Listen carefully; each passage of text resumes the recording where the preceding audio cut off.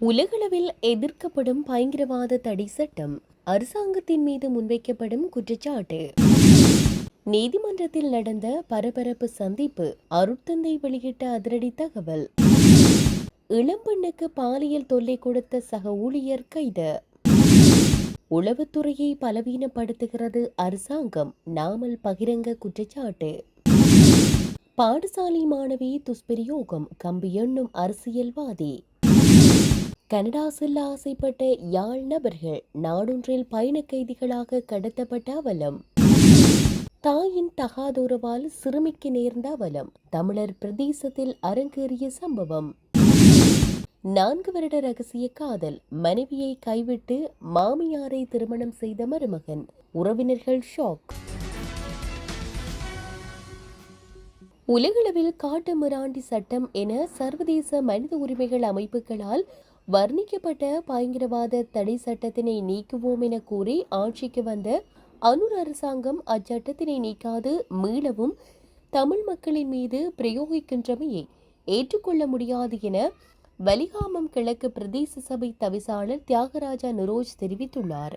பாடகர் சங்கீத் சனை பயங்கரவாத தடை சட்டத்தின் குற்றஞ்சாட்டப்பட்டுள்ளமையை கண்டித்து வல்வெட்டித்துறையில் நேற்று இடம்பெற்ற போராட்டத்தில் கலந்து கொண்டு கருத்து தெரிவிக்கையிலேயே அவர் இதனை குறிப்பிட்டுள்ளார்.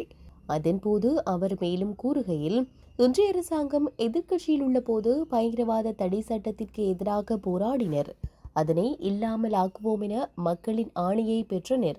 ஆட்சிக்கு வந்த பின்னர் அச்சட்டத்தின் வாயிலாக மக்களின் உணர்வுகளை அடக்குவதற்கு முயற்சிக்கின்றனர். பயங்கரவாத தடை சட்டத்திற்கு மாற்றாக மோதகம் கொழுக்கட்டை விளையாட்டாக மேலும் ஒரு பயங்கரவாத தடை சட்டத்தினை அமுல்படுத்த எத்தனிக்கின்றனர். நாங்கள் சரியான மாற்றங்களை அரசாங்கம் ஏற்படுத்த வேண்டும் என கேட்கின்றோம். அரசியல் காரணங்களுக்காக அரசாங்கம் தமிழ் தேசிய விடுதலை பாடல்களை பயன்படுத்தியமை வெளித்தெரிந்த உண்மை.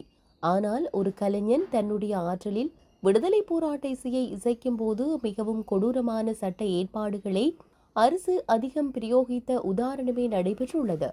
நாங்கள் கௌரவ நீதிமன்றங்களின் தீர்ப்பினை கேள்விக்கு உட்படுத்தவில்லை, அதனை மதிக்கின்றோம், அதனை கேள்விக்குட்படுத்தவில்லை.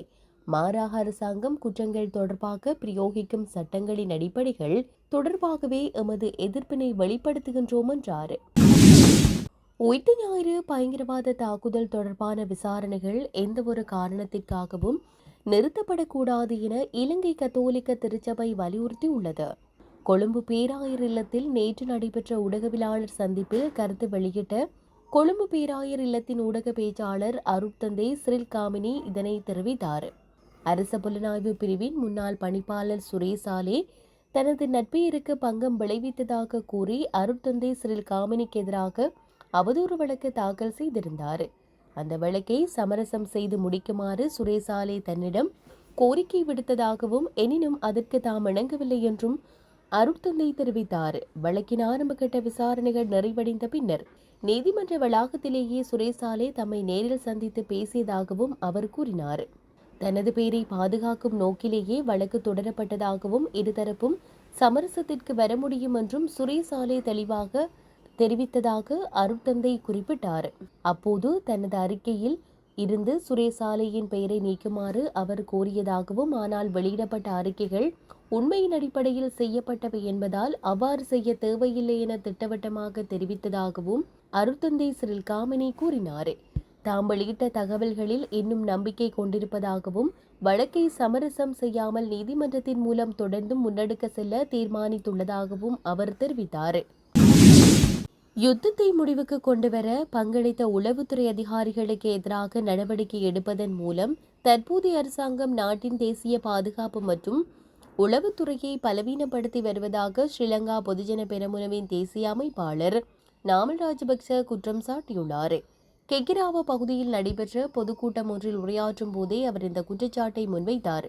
பயங்கரவாதத்தை தோற்கடிப்பதிலும் தேசிய பாதுகாப்பதிலும் முக்கிய பங்காற்றிய உளவுத்துறை அதிகாரிகள் சிறையில் அடைக்கப்பட்டு வருகின்றனர். அதே நேரம் 2019 உயிர்த்த ஞாயிறு பயங்கரவாத தாக்குதல்கள் தொடர்பான தகவல்களை மறைத்ததாக குற்றம் சாட்டப்பட்டவர்கள் பாதுகாக்கப்படுவதாக அவர் தெரிவித்தார். கடந்த நல்லாட்சி அரசாங்க காலத்தை போன்று உளவுத்துறை அதிகாரிகளை கைது செய்யும் இவ்வாறான நடவடிக்கைகள் நாட்டின் பாதுகாப்பு கட்டமைப்பை சீர்குலைத்து தீவிரவாத சக்திகள் மீண்டும் உருவாவதற்கான சூழலை ஏற்படுத்தும் என்றும் அவர் எச்சரித்தார். கனடா செல்ல ஆசைப்பட்டு எத்தியோப்பியாவில் ஒரு ஒழுங்கமைக்கப்பட்ட குற்ற கும்பலால் பணிய கைதிகளாக வைக்கப்பட்டிருந்த யாழ்ப்பாணத்தை சேர்ந்த 3 நபர்கள் மீட்கப்பட்டுள்ளதாக வெளியுறவு அமைச்சு தெரிவித்துள்ளது. இலங்கை மற்றும் எத்தியோப்பியா அதிகாரிகள் இணைந்து நடத்திய நடவடிக்கையை தொடர்ந்து 3 இலங்கை நாட்டினரும் விடுவிக்கப்பட்டதாக அமைச்சு தெரிவித்துள்ளது. அவர்களை இலங்கைக்கு மீண்டும் அழைத்து வருவதற்கான ஏற்பாடுகள் தற்போது நடைபெற்று வருகின்றன. யாழ்ப்பாணத்தை சேர்ந்த அந்த 3 நபர்களும் சட்டவிரோதமாக கனடாவை அடைய முயன்ற போது எத்தியோப்பியா வழியாக பயணம் செய்ததாக கூறப்படுகிறது. எத்தியோப்பியாவில் உள்ள குற்ற கும்பல் தங்களை கைதிகளாக பிடித்து வைத்திருப்பதாகவும் விடுதலைக்காக பிணைத்தொகை கோருவதாகவும் பாதிக்கப்பட்டவர்கள் தங்கள் உறவினர்களிடம் தெரிவித்தனர். இதற்கிடையில் இந்த சட்டவிரோத பயண நடவடிக்கைக்கு உதவியதாக கூறப்படும் சந்தேக நபர் அண்மையில் கைது செய்யப்பட்டார். பாதிக்கப்பட்டவர்கள் 3 நாட்களுக்கு முன்பு மே 23 அன்றுதான் நாட்டிற்கு வந்திருந்தனர். இந்த தகவலை தொடர்ந்து காணாமல் போன வெளிநாட்டு பிரஜைகளை கண்டுபிடிப்பதற்காக சட்ட அமுலாக்க முகாமைகள் உடனடியாக தேடுதல் வேட்டையை தொடங்கின. மேம்பட்ட டிஜிட்டல் கண்காணிப்பு மற்றும் உளவு தொழில்நுட்பத்தை பயன்படுத்தி பாதிக்கப்பட்டவர்கள் கோட் 2 உரிம தகடு கொண்ட சுசுகி வாகனத்தில் விமான நிலையத்திலிருந்து நேரடியாக அழைத்து செல்லப்பட்டதை காவல்துறை புலனாய்வாளர்கள் கண்டுபிடித்தனர். நகர பாதுகாப்பு படையினரிடம் உடனடியாக பிடிபடாமல் இருப்பதற்காக சந்தேக நபர்கள் பாதிக்கப்பட்டவர்களை தலைநகரிலிருந்து ஒரு தொலைதூர இடத்திற்கு கொண்டு சென்றனர். ஓரோமியா பிராந்தியத்தில் அமைந்துள்ள சஷமினே நகரில் ஒரு குடியிருப்பு வீட்டிற்குள் பூட்டப்பட்டிருந்த பாதிக்கப்பட்டவர்களை ஒரு ஒருங்கிணைந்த சோதனை வெற்றிகரமாக கண்டுபிடித்தது. பாதுகாப்பு படையினர் பணிய கைதிகளுக்கு எந்தவித பாதிப்பும் ஏற்படாமல் சம்பவ இடத்திலேயே 6 சந்தேக நபர்களை கைது செய்தனர். கடத்தற்காரர்கள் அவர்களை விடுவிப்பதற்காக ஒவ்வொரு நபருக்கும் தலா $30,000 கோரியதாக கூறப்படுகிறது.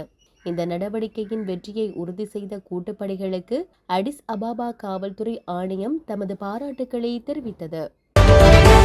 13 வயதான சிறுமியை துஷ்பிரயோகம் செய்த குற்றச்சாட்டில் சிறுமியின் தாய் மற்றும் கள்ள காதலன் ஆகிய இருவரையும் 14 நாட்கள் விளக்கமறியலில் வைக்குமாறு கல்முனை நீதவான் நீதிமன்றம் உத்தரவிட்டுள்ளது. இச்சம்பவம் அம்பாறை மாவட்டம் கல்முனை தலைமையக போலீஸ் பிரிவுக்குட்பட்ட நட்பிட்டிமுனை பகுதியில் கடந்த 2026 3/24 அன்று இடம்பெற்றுள்ளது.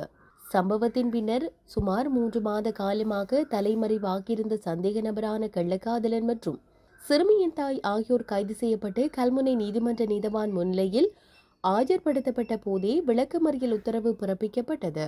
சம்பவம் குறித்து மேலும் தெரிய வருகையில் 50 வயதுடைய சந்தேக நபர் சமூக வலைதளங்களூடாக திருமணமான பெண்ணொருவருடன் தொடர்பை ஏற்படுத்தியுள்ளார். தம்புள்ளை கலைவலி பகுதியை சேர்ந்த இப்பெண்ணிற்கு 18 வயதில் ஒரு மகனும் 14 வயதில் ஒரு மகளும் உள்ள நிலையிலேயே அப்பெண் தனது 14 வயது மகளை தன்னுடன் அழைத்துக் கொண்டு கல்முனை நட்பட்டிமுனை பகுதிக்கு வந்து கள்ள காதலனை சந்தித்துள்ளார்.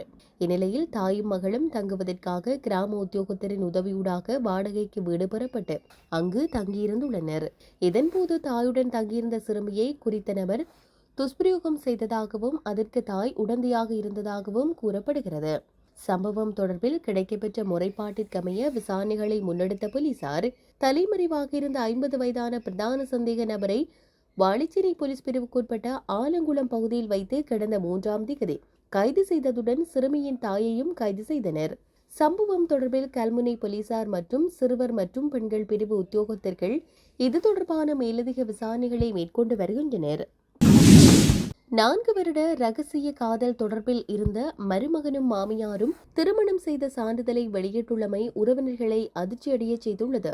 இந்த சம்பவம் இந்தியாவின் உத்தரப்பிரதேச மாவட்டம் கான்பூரில் நடந்துள்ளது. இருவரும் நீதிமன்றத்தில் திருமணம் செய்து கொண்டு அதற்கான சான்றிதழை காட்டும் வீடியோ தற்போது சமூக வலைதளங்களில் வைரலாகி வருகிறது. இந்த சம்பவம் உண்மைதான் என்றாலும் இது தொடர்பாக யாரும் காவல் நிலையத்தில் இதுவரை புகார் அளிக்கவில்லை என சொல்லப்படுகிறது. கடந்த 4 வருடங்களாக மாமியாருடன் ரகசிய உறவில் இருந்த மருமகன் இதற்கு மேல் பொறுக்க முடியாது என முடிவெடுத்து மனைவியை பிரிந்து மாமியாரை முறைப்படி திருமணம் செய்து கொண்டதாக சொல்லப்படுகிறது. கழுத்தில் தாலியுடன் கையில் திருமண சான்றிதழை வைத்துக் கொண்டு ஜோடியாக அவர்கள் வெளியிட்ட வீடியோவால் நெட்டிசன்களும் அவர்களின் குடும்பத்தினரும் அதிர்ச்சி அடைந்துள்ளனர்.